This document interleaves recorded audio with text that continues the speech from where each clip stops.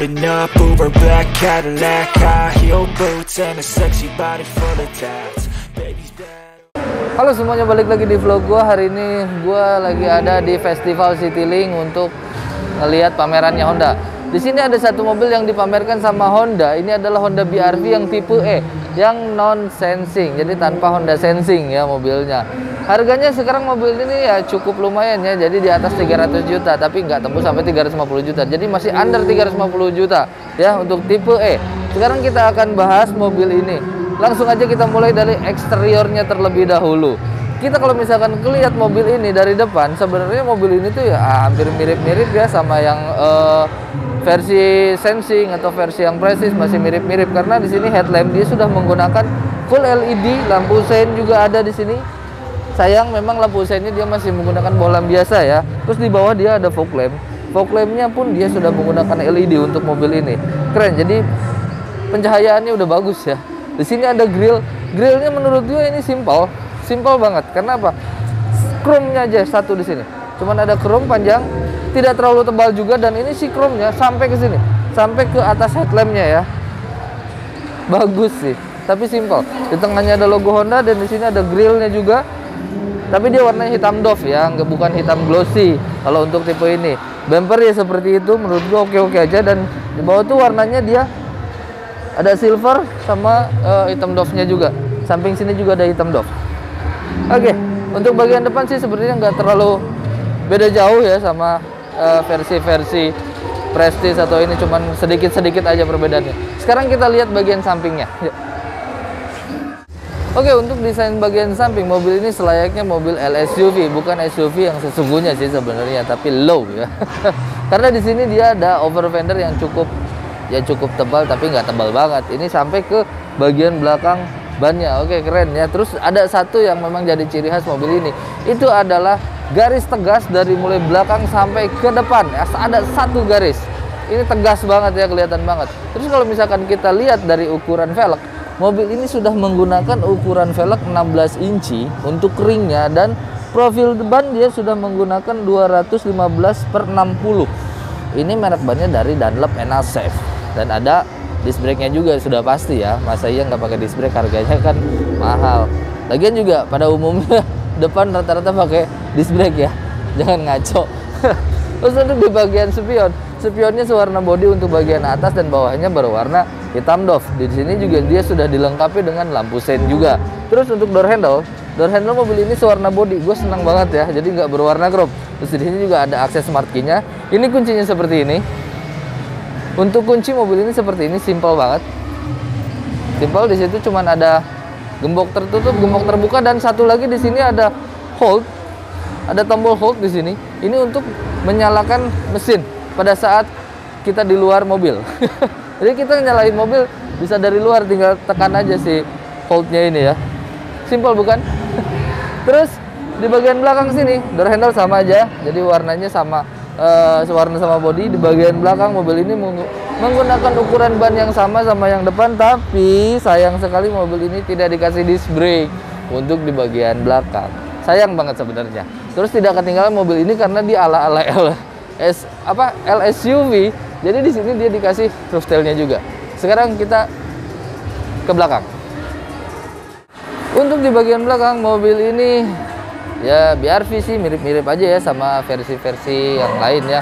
Terus kalau misalkan kita tanya kelengkapan mobil ini, yang pertama dia sudah dikasih antena model shark fin. Di sini ada, ini bukan spoiler sih, cuman ala-ala aja ya. Tapi bukan spoiler sebetulnya. Terus sayang sekali mobil ini, ini sayang banget ya, dia belum dikasih rear defogger, tapi dia sudah memiliki rear wiper. Di tengahnya ada logo Honda. Di sini juga ada emblem BR-V. Sebelah sini polos karena ini tipe E. Tapi biasanya kalau tipe E ada ininya, ada emblemnya E gitu. Tapi di sini nggak ada. Jadi yang ada tuh cuman prestige kayaknya ada emblemnya sini. Terus di bagian bawah dia ada tempat plat nomor. Sini ada 4 buah sensor parkir. Ya betul, sensor parkirnya ada 4. Gua apresiasi ya untuk Honda, bagus sekali. Terus di sini juga ada reflektor mungkin paling bawah ya.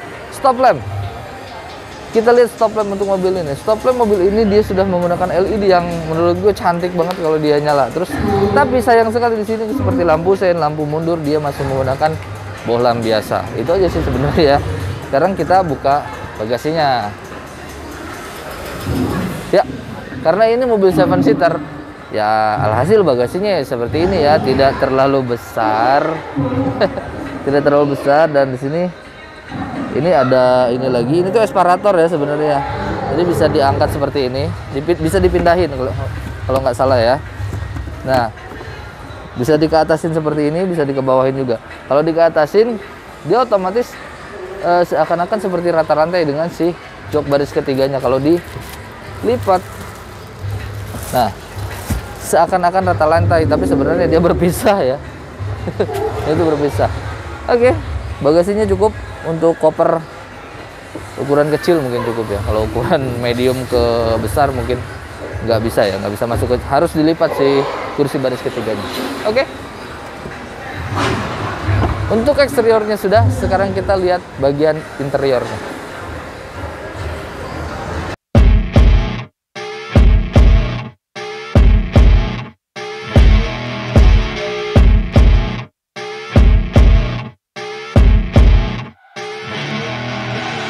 I see her rolling up, Uber black Cadillac, high heel boots and a sexy body.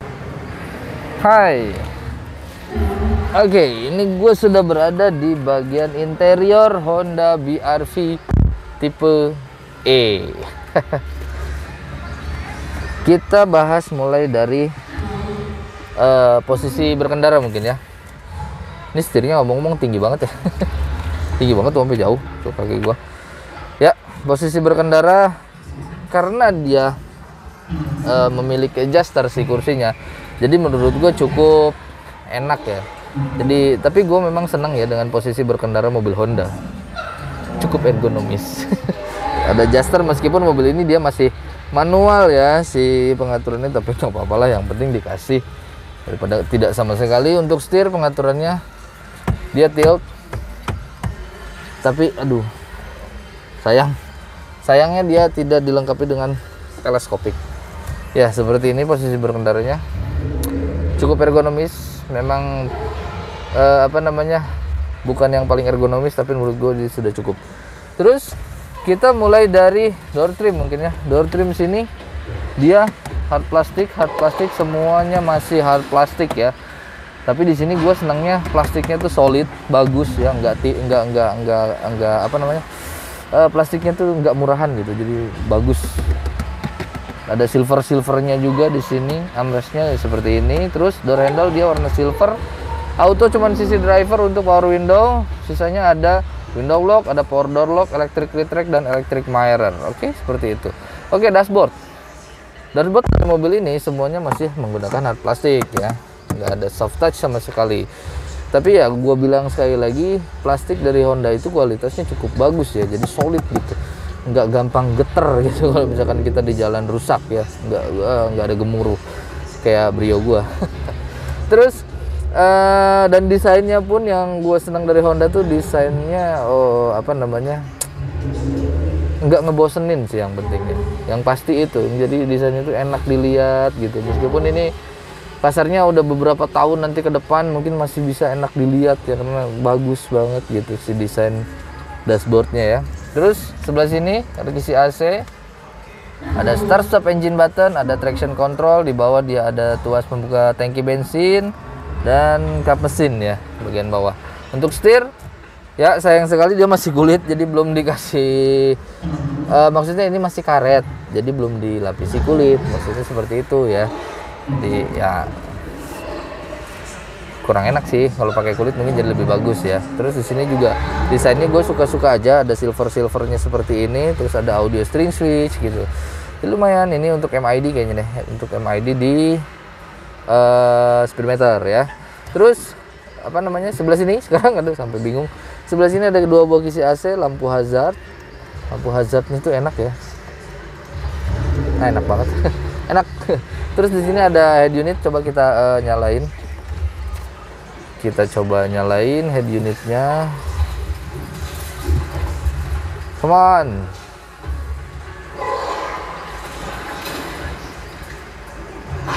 Oke.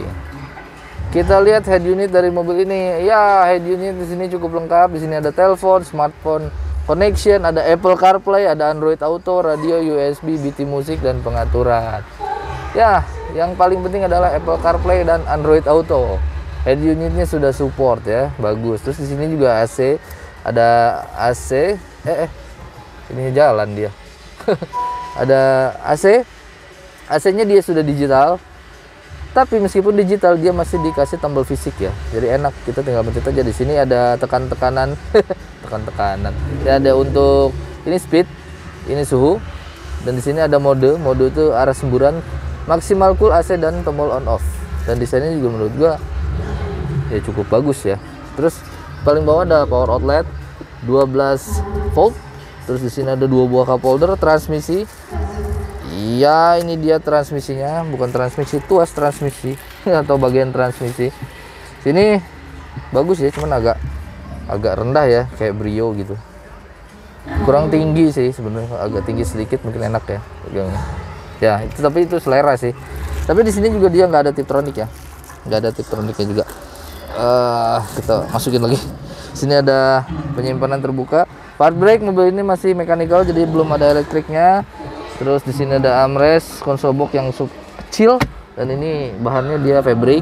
Bahan jok juga semuanya masih full fabric ya, nggak ada kulit-kulitan.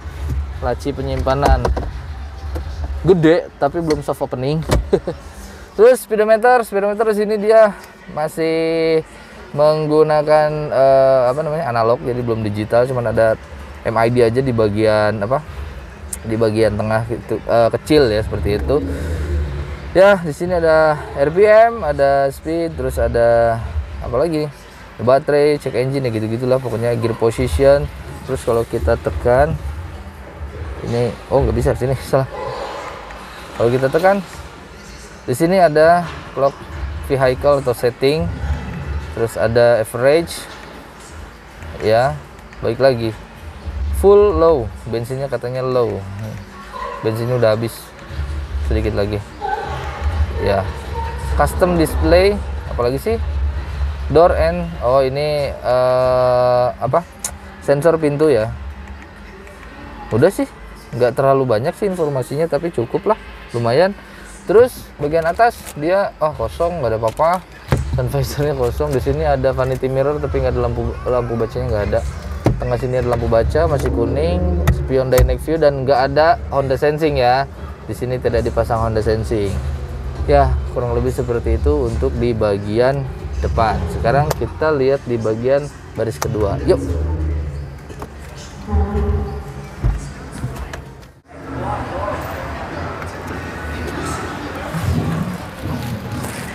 Untuk di baris kedua, ini gimana sih nyandarinnya?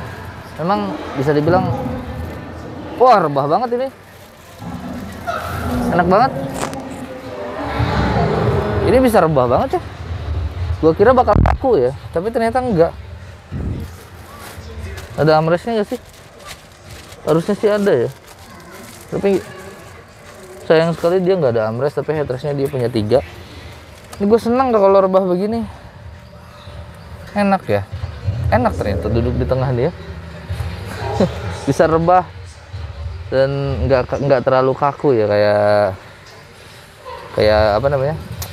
Kayak Avanza ya. Avanza kan lumayan kaku tuh duduk di baris tengahnya. Oh, ini enggak. Sini juga dia bisa sliding juga. Nah, ini udah paling jauh. Ini udah paling jauh. Di sini gue tinggi badan di bawah 170 dan ini cukup jauh ya. Kalau ini di fullin, belakangnya enggak ada. Seat back pocketnya di sini. Terus kalau ini normal mungkin segini ya. Kalau kita terlalu mundur ntar yang belakang ke bagian duduk. Nah, mungkin normal segini kali ya. Ya, masih enak ya. Mungkin 170 cm, atas lumayan, kaki lumayan. Apalagi double blower sini ada 3 buah kisi AC. Terus ini untuk pengaturan speednya. Sini ada power outlet. Sini masih sedikit ada tonjolan, tapi ingat ya, sedikit tonjolannya karena mengingat mobil ini adalah FWD bukan RWD. Oke, menurut gue ini di bagian tengahnya cukup nyaman. Sekarang kita cobain di baris terakhir deh, di baris ketiga. Yuk. Oke, sekarang kita bakal cobain duduk di baris ketiga Honda BR-V ya. Kita cobain, mudah-mudahan badan gua masuk. Dan ini pengaturan kursinya one touch tumble, jadi sekali kita tarik dia langsung angkat, nggak repot ya, nggak berat. Yuk kita cobain. Ini tadi apa namanya, bekas gua tadi, ini udah direbahin, cuman tadi kan gua majuin sedikit biar di belakang itu masih ada ruang ya. Tapi ternyata dibilang mentok banget enggak, dibilang jongkok juga ya nggak terlalu jongkok sih, segini masih oke ya. Headroom buat gue sih aman ya, nggak tahu kalau tinggi badannya di atas gue ya, 170 gue nggak tahu deh. Legroom oke. Ada armrest, ini pelipatannya 50-50 ya untuk baris ketiga. Ada headrestnya juga ya. Oke. Jendelanya tapi kecil banget ya. Ada seat belt, seat beltnya udah 3 titik, bagus ya. Cup holder ya seperti itu, cuman di sini dia nggak ada speaker ya kalau di bagian belakang. Ini apa nih, nggak bisa dibuka. Oke, cukup enak ya di baris ketiga. Jadi kalau orang apa segede-gede gua masih oke duduk di baris ketiga, apalagi anak-anak ya. Tapi kalau di atas 170 gua nggak tahu deh ya, teman-teman bisa cobain sendiri. Sekarang kita lihat bagian mesinnya. Nah, sekarang kita bakal lihat mesin dari mobil ini. Sebenarnya sih kalau ditanya mesin mobil BR-V sama aja ya, mesinnya masih itu aja ya. Yang dipakai sama yang Prestige, yang Sensing sebenarnya sama aja mesin mobilnya. Ini tuh mesin 1500 cc 4 silinder ya, yang sama persis dengan mesin Honda City hatchback, sama persis. Jadi dengan mesin tersebut mobil ini bisa menghasilkan tenaga sampai 121 PS dan torsinya sekitar 145 Nm. Jadi sama persis ya sama Honda City hatchback. Tapi sayang di sini memang ruang mesinnya agak berantakan ya, karena dia nggak dikasih cover. Mungkin kalau dikasih cover lagi jadi terlihat lebih rapi. Dan di sini dia ruang mesin ya, ruang mesinnya sudah dicat bagus ya, jadi nggak ini banget lah tuh. Kelihatan udah dicat semua. Terus sini juga ada modul ABS, di sini kap mesinnya dia udah dicat dan udah ada peredam juga. Ya, cukup bagus ya, cuman sedikit berantakan aja sih sebenarnya ya. Oke, kita tutup lagi. Oke, mungkin cukup sekian dulu review gue kali ini tentang Honda BR-V tipe E 2022. Semoga videonya bermanfaat. Yang belum subscribe, silahkan subscribe channel ini supaya kalian selalu dapat video-video terbaru dari gue. Terima kasih sudah menonton dan sampai jumpa lagi. Bye-bye.